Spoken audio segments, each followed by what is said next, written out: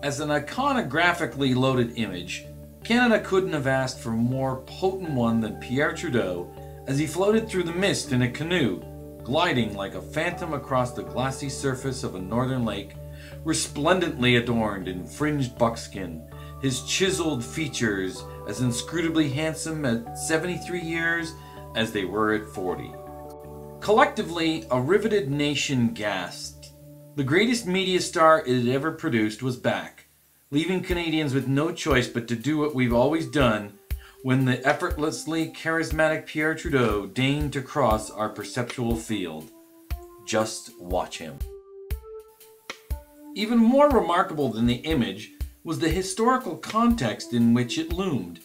The year was 1993, nearly a decade after the generation-spanning Trudeau era had ended, and nearly 3 decades since Lester Pearson's dashing and quicksilver-smart young Minister of Justice had first begun to turn the national head. The serenely confident handling of the canoe reminded us of the enduring virility of the only Canadian politician for whom sexuality was as important as policy, as well as subliminally reinforcing the notion of Trudeau's seemingly God-given dominion over the nation itself. The natural environment from which he emerged could not be mistaken for anything other than a metaphor for Canada, and his confident solitary mastery of it. That, coupled with his ghostly visual materialization from it, once again found objective form for something our collective subconscious already knew. One could no more think of Canada without thinking of Pierre Trudeau.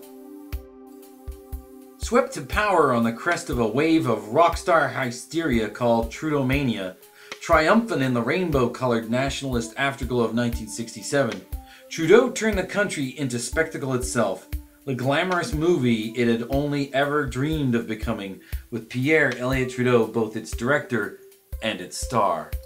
If Trudeau's artful fusion of persona with politics is what made his status as pop cultural icon possible, it's also what made it possible to be seduced by his image, but ignorant of what, in practical political terms, he actually stood for. While the cool, witty, unflappable, and inscrutable prime ministerial persona remained more or less constant throughout his political career, his policies were often erratic and contradictory. More than a mere politician, Pierre Elliott Trudeau was the greatest pop star this country ever produced.